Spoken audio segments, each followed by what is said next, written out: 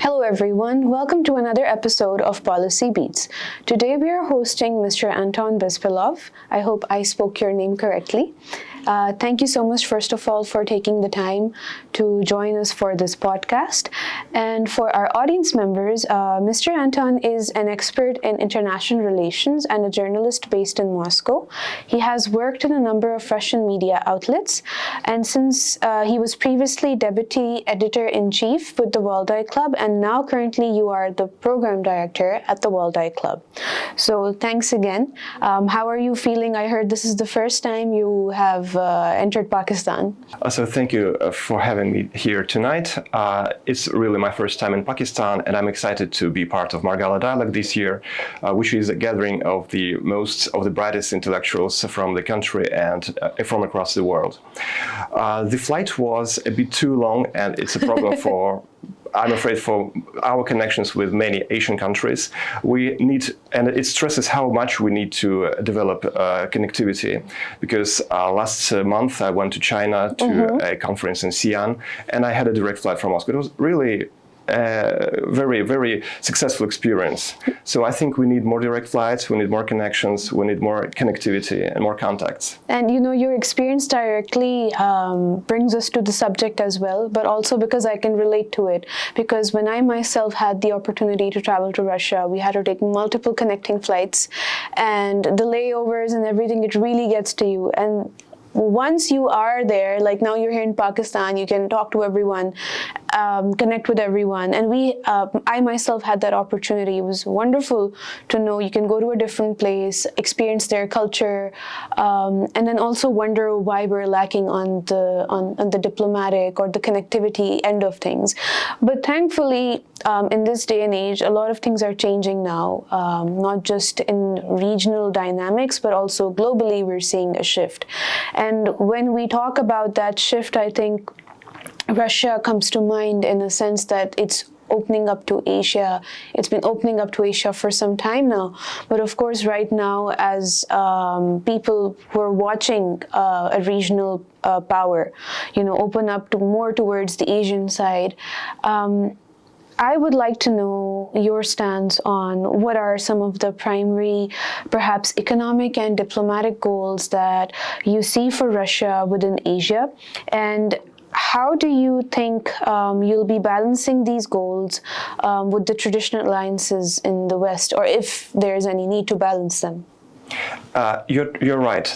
Russia's pivot to the east started about 10 years ago, maybe already 12 or 13 years ago.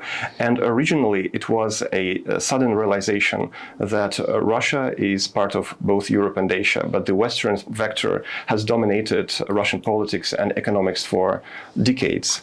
So it was somewhat against the traditional trends to turn the whole country to face its Asian part, to face its Asian neighbors. And in this respect, what is important is the presence of our Far Eastern regions, of our Asian actual landmass. So it was, for the first time in history, I think, reconceptualized as a bridge connecting, not like a fortress that was separating Russia from powers in the Pacific, in Asia, but actually as a bridge connecting Russia to East Asia, to Southeast Asia, and so on. Also, the Central Asian region is crucial because it is one of the most important regions in world politics I believe, for more than 2 decades, with its energy resources, with its logistics role. And for Russia, it's really crucial to reinforce ties with these countries and to use these connections as a bridge to South Asia, to countries like India, Pakistan, Iran. And Russia believes that these connections will shape Russia's stance on the global arena for the decades to come. Interesting. So when we look towards the Asian side, we have countries like China and India, and then there's Pakistan with its own Indo-Pak dynamics that are taking place in South Asia. Recently, we saw Russia and China relationship really gel together, and both presidents have, communicated it to be a partnership. I would like your thoughts on that. How has that reconfiguration of ties with China allowed Russia or made it, how has that changed Russia's outlook towards other Asian countries? And how are Russia and China then looking towards their partnerships with other countries? Will you be looking towards certain countries from a Chinese perspective in dealing with them? Or will it be just a pure Russian stance towards them? As you know, the Russian-Chinese relations have not been free from controversies, free from conflict, and even confrontation. We had military confrontation Absolutely. in the 60s, and some kind of warming, some kind of thaw began in the 80s. So at that time, China was not seen as a major partner for Russia because it was too much oriented on Western Europe and hoping to improve its ties with the United States. And the whole story of the 90s showed that it didn't work. We had this treaty of comprehensive cooperation from the 2001, and starting from that point, I believe a very strong reinforcement of ties began, which has resulted in the fact that Russia and China are really on the same wavelength. There is a huge trust between the two countries. It's funny because in the West, this rapprochement was seen as something temporary, as like marriage of convenience, because it was widely believed that China will want to dominate this Asian space and it won't tolerate Russia as a rival. It turned out that the relations dynamics in the region and across and in the world. So there is a very strong economic impetus. There is a strong political mutual understanding.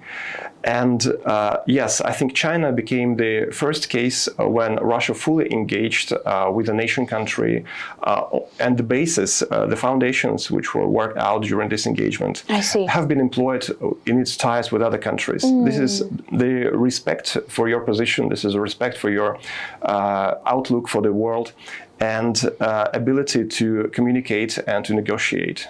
Actually, your comments are quite valuable for myself and people who have been studying the dragon bear connotation of Russia-China relations. Although I understand a lot of scholars who have discussed this particular term tend to discuss it in extreme geopolitical terms as a partnership or an alliance that is tailored against the West. But your argument that, since Russia began its partnership with China, it has moved on along that subtext with other Asian countries as well, maintaining a respect for the stances of the two countries. And it's quite interesting because both Russia and China are in fact civilizational states, and we're also listening to this sort of terminology come up when it comes to countries like Iran, Russia, China. India also likes to insinuate this sort of terminology. So I guess maybe there's a certain level of respect between civilizational states to acknowledge one another, but one always wonders at what point will they come to perhaps not necessarily be on the negotiating terms. I guess that's what the Western scholars like to argue mostly when they talk about the marriage of convenience and how long is this going to last. But so far, a lot of people are seeing this regional integration come through with the two countries. So you also mentioned the importance of Central Asia to Russia, and of course there's very deep history attached to the region, and Pakistan also considers Central Asia a gateway to connect them further to Russia. And we saw the formation of the Shanghai Cooperation Organization come forward. Luckily for us, we also became part of it, and that has greatly benefited Pakistan. We also had the opportunity to host one of the summits recently. And the 70-plus delegation of Russians entered Pakistan. I think it was a huge headline for us because of the historic relations and how we're moving towards building and bridging our relationship with Russia. But perhaps you can extrapolate further for people who may not know this well.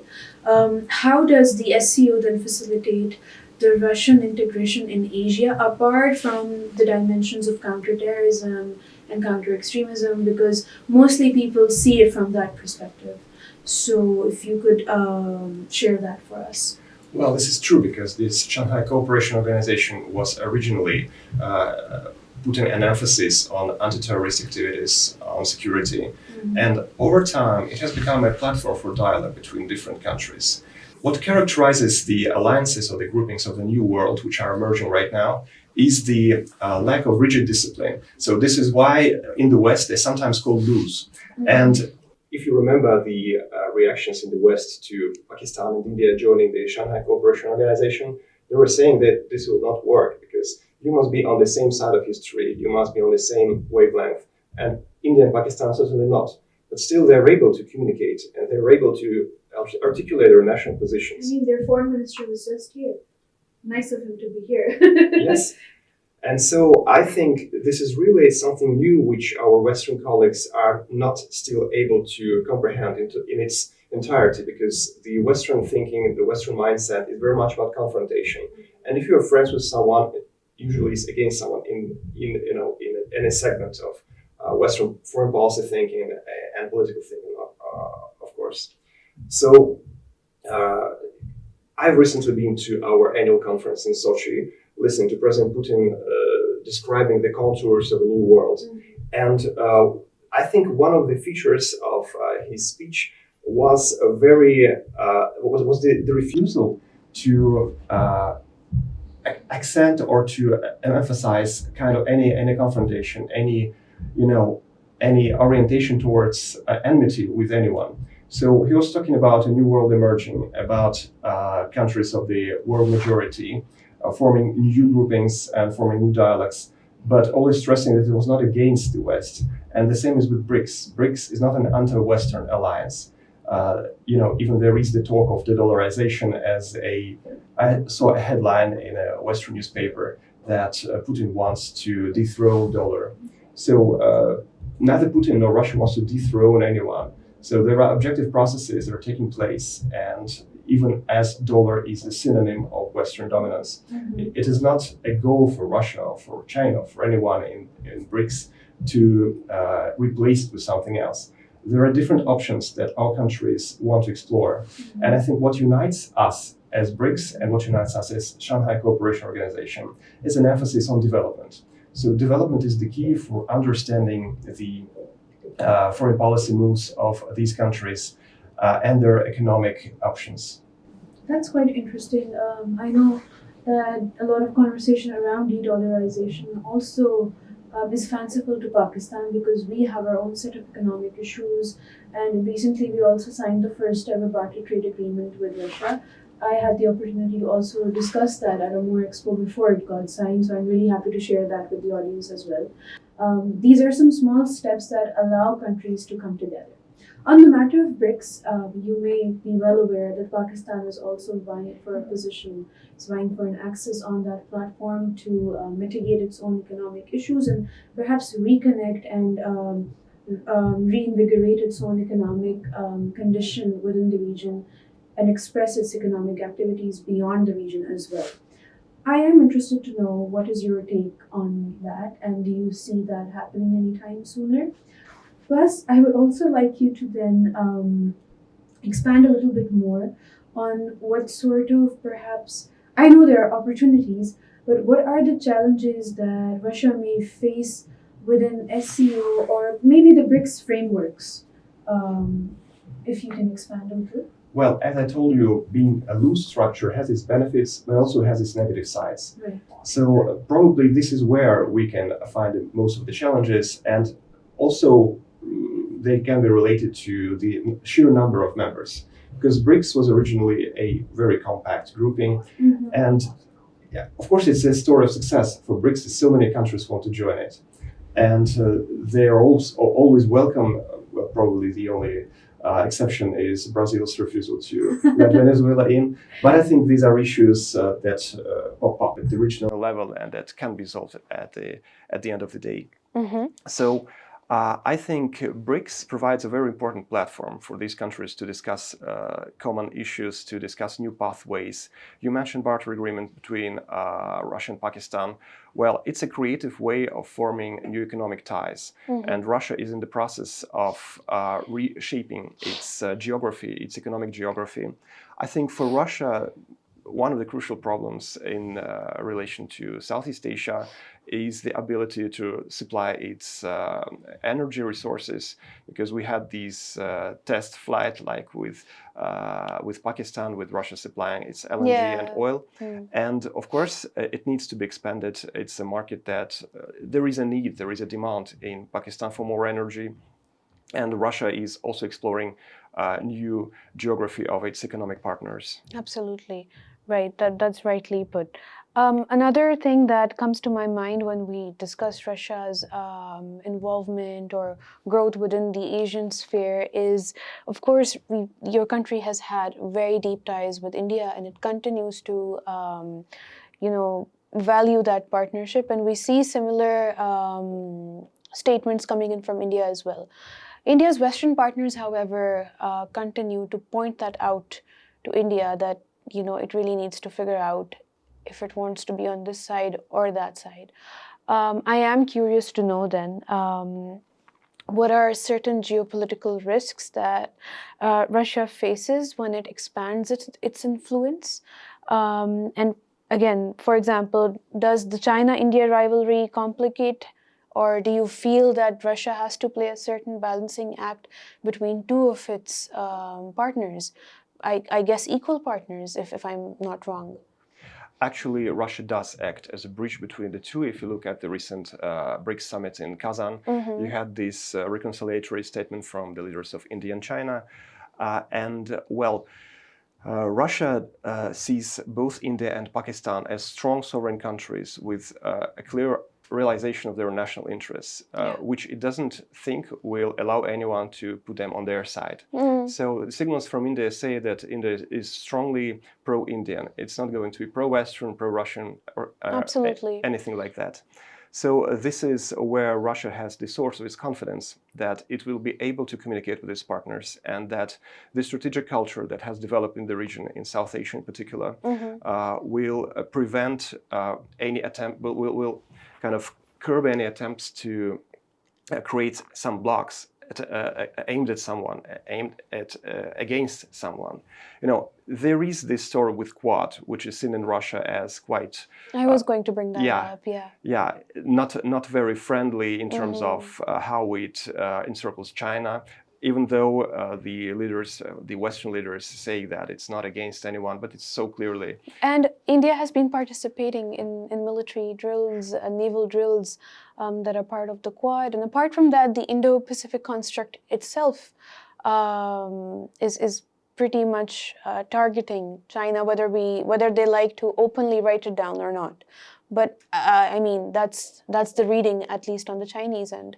And I know for a fact that Russia is not as supportive of the Indo-Pacific construct. So how do you then convey this message to your partner, India, basically? Again, how do you balance between the two then? What are the diplomatic efforts that are taking place on that end to ensure that the talks between these two countries remain open? And if I may ask, so even between India and Pakistan, would Russia be willing to take that role? That's certainly a question to kind of other echelons of Russian political thinking. Yeah, of course, Russia is interested in a stable peace across Asia. And the Indo-Pak dynamics, as you said, is really a difficult point. And it's a permanent source of, I wouldn't say instability, because actually there is stability between the two sides, but it can be exploited by external forces to reinforce this confrontation. And coming back to the Indo-Pacific concept, actually, originally, there were different versions of it. And the Indian and Japanese version were much less confrontational than the American one. This is the US version of the Indo-Pacific, which really aims at encircling China, at controlling the waters of the Pacific and the Indian Ocean. And also you have the countries in question, the real Indo-Pacific countries, like Indonesia, like the ASEAN countries. And it seems they were not proposed to have a say on these matters when the concept was first articulated. Absolutely. And currently they're developing their own Indo-Pacific strategies, which preclude any enmity and confrontation with China. Nobody wants that. Um, well, the European Union, interestingly, also has an Indo-Pacific strategy, and it's much more aligned with the American version. So Russia has partnerships with multiple countries in Asia, with such countries as China and Vietnam, for example. And there is a certain misunderstanding between the two countries. There is certain potential for conflict and potential for different alignments. But as we see, China views Russia's relations with Vietnam in a very calm and restrained way, understanding the historical ties and the goals of the two countries in the area. I see. So I think this can serve as an example of the more than two sides understanding their positions, understanding their core values, and the ability to impact the situation. I think the same is true for Russia, India, China relations, because this RIC triangle is seen by many as one of the cornerstones of the future security and development strategy in Eurasia. So it's really, it was first articulated more than 30 years ago by Russia's then Foreign Minister Primakov. But today, as the world dynamics is changing, it's coming more to, it's beginning to take a shape that is more realistic, more tangible. I see. And also on that note, I will bring up that there is an open confrontation going on with the West right now with regards to the situation in Russia and Ukraine. So, and what it does for other countries is that the fear of sanctions. The same way Pakistan and Iran are unable to really deepen their ties is sometimes the fear of sanctions. So, what are some of the tangible ways that you think countries are coming forward to develop their ties with Russia to bypass those sanctions? Because the truth of the matter is these sanctions do matter to smaller countries that have been dependent, on the sort of system that has been running on the dollar, etc., etc. So what are the ways these organizations, some organizations or Russia can help bypass these smaller countries the effects of Western sanctions, with that being said? Well, it's a difficult question because bypassing sanctions is not exactly the term that Russia uses in its operations with the countries in Asia. But in fact, this is a this is an impulse that was generated in these countries themselves, like in the Gulf countries, like in India, like in Turkey. So they were able to articulate their interests and to pursue an economic policy, which on the one hand has to consider the risks caused by these sanctions, also secondary sanctions, and on the other hand to pursue an independent economic policy, which has benefited both them and Russia. So I think there are many creative ways that are being discussed between Russia, Gulf states, between Russia and India. You know how much India has profited from becoming one of the principal buyers of Russian oil. And it's a matter of, I think, political sovereignty. So the ability to pursue an independent policy and have a known strategic vision. It turned out that most countries in Asia do have these features, something nations in the West seem to be lacking. Absolutely. It seems that they're unable to move along with the way the new geopolitics is now resurfacing. I will now bring the conversation back to specifically Pakistan and Russia. In recent years, we saw the recalibration really take place, and this year we saw some really interesting diplomatic and economic strategies come forward. I would like to know, on your end, what are the drivers for Russia to engage with Pakistan more so, and how much more are we going to expect this partnership to grow? But largely, what I want to understand is, where does Pakistan fit in Russia's South Asia calculus? Well, let's be frank. The relations between Russia and Pakistan are featured by very hot security side and by much cooler economic side. Absolutely. And this is actually has to be changed because our economic ties are not at a satisfactory level. Even though mutual trade has grown significantly over the past couple of years, this is lagging far behind other relations that both Russia and Pakistan are having. So there should be an emphasis on more economic ties, certainly, on the cooperation in the energy sphere.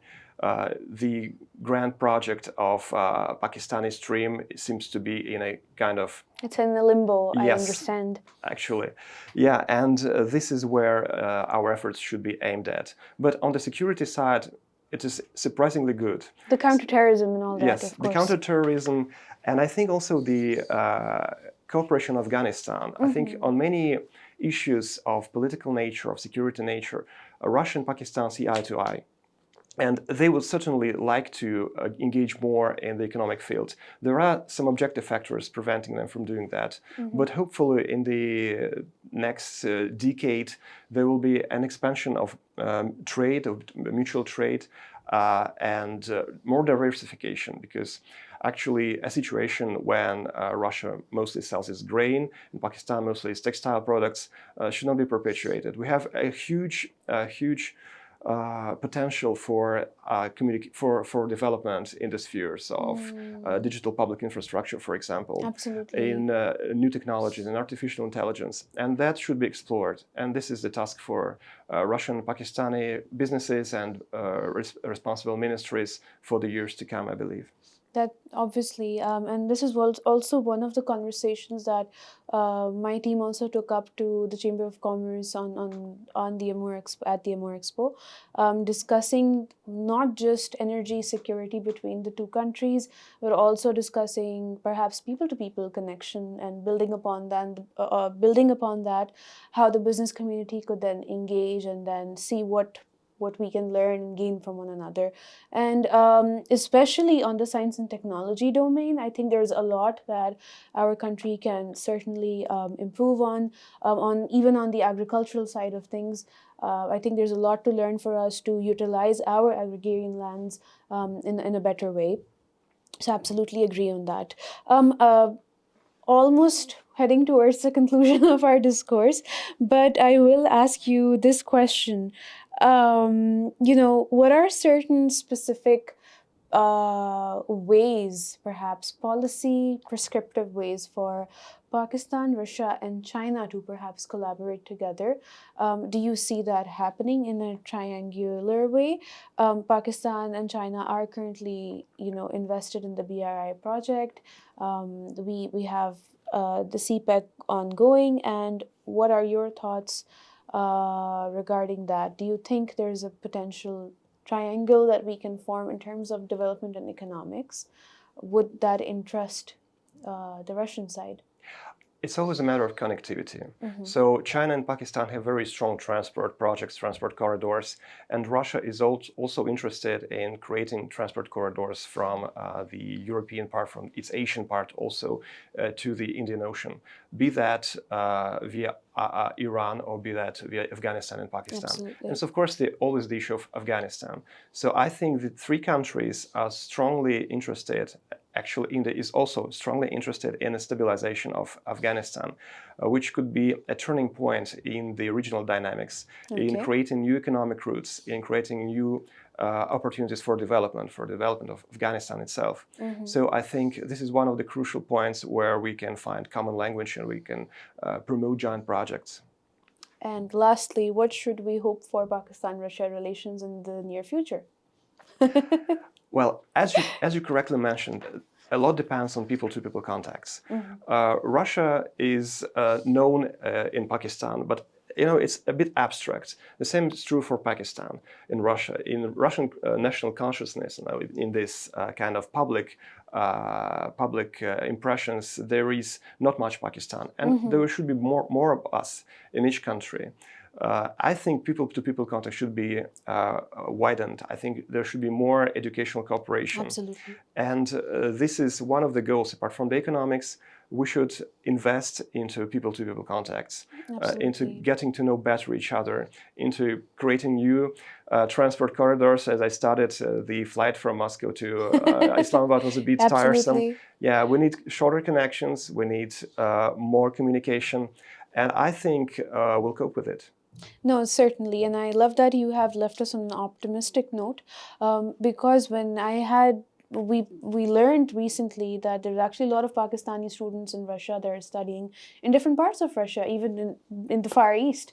So that was a surprising thing to know. Normally, we assume that our education is solely tilted towards the Western side. We have Fulbright programs from the US, but we also have students entering your country. And I was really, really surprised to know that. I think these are the type of headlines or perhaps soft power projections that both countries could potentially bring to light for others to know, create more awareness on government to government level as well. And perhaps conversations like these are meant to attract people to perhaps look at the other side and see what's going on. A lot of times, what we tend to do is, under the garb of, oh, the language is difficult or hard to learn, we tend to not look towards countries like Russia and China. But with the changing geopolitical factors, perhaps the changing needs of our countries, all of that could potentially change as well. So thank you so much, Mr. Anton, for taking out the time to talk to us. And if there's anything else you want to add, we have no issues for that. But we hope to hear you at the Margala Dialogue. So see you again at another episode of Policy Beats.